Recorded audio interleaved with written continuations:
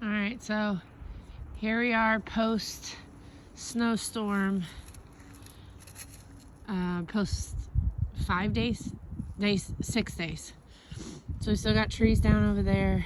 The arena is a disaster. We are working on cleaning up hay and manure today. So we're still pretty covered up. We're supposed to get rain here in a little bit.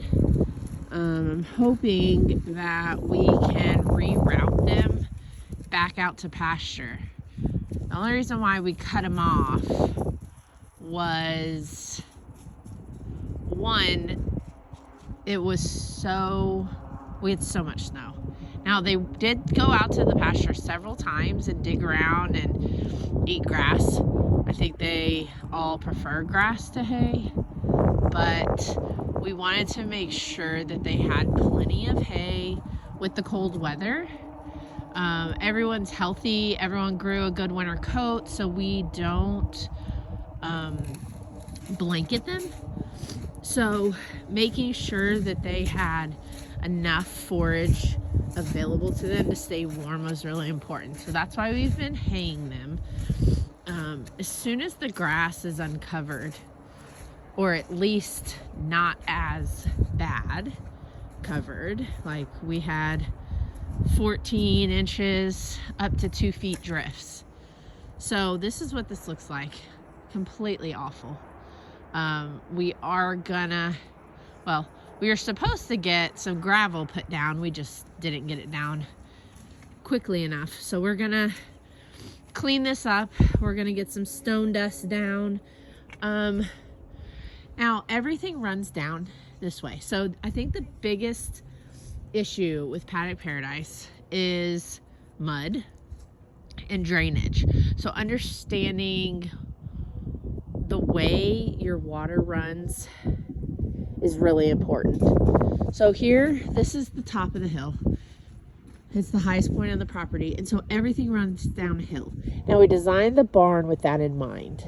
Now, we weren't doing Paddock Paradise when we designed the barn. We would have designed the barn much differently had we known. We also only had one horse when we designed the barn. So of course, hindsight's 2020. I would have done more of a walkthrough situation so that everyone can get in and lay down and do all that, but that's all right. So I think the biggest thing is going to be, do we put in some sort of French drain or a trench or something to manage some of this, or will having the stone dust and the gravel here help with some of this water, so you can kind of see where the water, it looks like it came down that way and then kind of sat right there and a little bit right there, but didn't go on down the hill. So we may have to do some kind of trenching here, because initially we just wanted the water off of this area, but this was not going to be an animal movement area or high traffic area. So we didn't really plan for that. So now we're having to readjust. We're about to start grazing over in this pasture here. So we'll see what happens with the rain that comes through. Now this is really bad, really, really bad. And they've started walking up on this side portion. The wind's pretty bad today. The temperatures aren't terrible, but it is really windy. So as you can see here, and this is why I think it's going to make a big difference. I don't love the way their poop is looking. Somebody's got a little bit upset stomach. We may need to start everybody on some probiotics with this big change. So you can see they've got plenty of hay, still got great body comp, big thick furry coats.